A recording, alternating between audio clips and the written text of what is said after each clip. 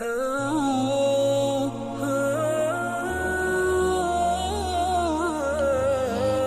عورت کا شوہر ہر وقت کسی نہ کسی مہمان کو گھر لے آتا تھا اور اپنی بیوی سے کہتا تھا کہ ان کے لیے کھانے کا انتظام کرو۔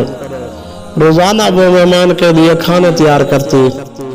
آخر کار وہ روز کے معمول سے تنگ آ گئی اور ایک دن رسول پاک صلی اللہ علیہ وسلم کے پاس گئی اور کہنے لگی، یا رسول اللہ صلی اللہ علیہ وسلم، میرا شوہر روزانہ کسی نہ کسی مہمان کو گھر لے آتا ہے اور میں کھانے بنا کے تھک جاتی ہوں۔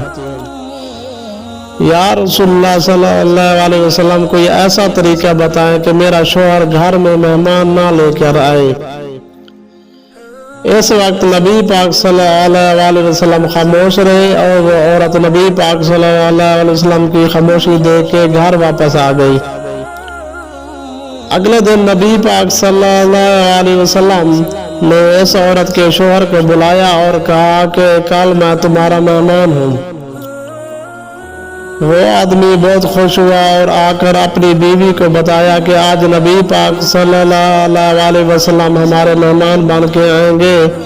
اس کی بیوی بہت خوش ہوئی اور جلدی سے اچھے کھانے بنانے لگی۔ جب نبی پاک صلی اللہ علیہ وسلم اس عورت کے گھر آئے تو نبی پاک صلی اللہ علیہ وسلم نے اس کے شوہر سے کہا کہ جب میں کھانا کھا کے واپس جانے لگوں تو اپنی بیوی سے کہنا کہ میرے گھر سے نکلنے تک پیچھے دیکھتی رہے۔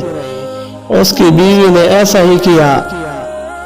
جب نبی پاک صلی اللہ علیہ وسلم واپس جانے لگے تو اس عورت نے کیا دیکھا کہ رسول اللہ صلی اللہ علیہ وسلم کے ساتھ بچھو، سانپ اور کیڑے مکوڑے سب ساتھ جا رہے تھے۔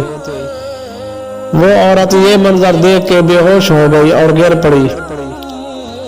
اگلے دن وہ پھر نبی پاک صلی اللہ علیہ وسلم کے پاس گئی تو نبی پاک صلی اللہ علیہ وسلم نے اس عورت کو بتایا کہ مہمان اپنے نصیب خود لے کر آتا ہے اور جو مہمان کے لیے محنت کی جاتی ہے اس کے بدلے جب وہ واپس جاتا ہے تو ساتھ اس گھر سے ساری بلاؤں اور اس گھر کے سارے گناہ ساتھ لے جاتا ہے۔ سبحان اللہ۔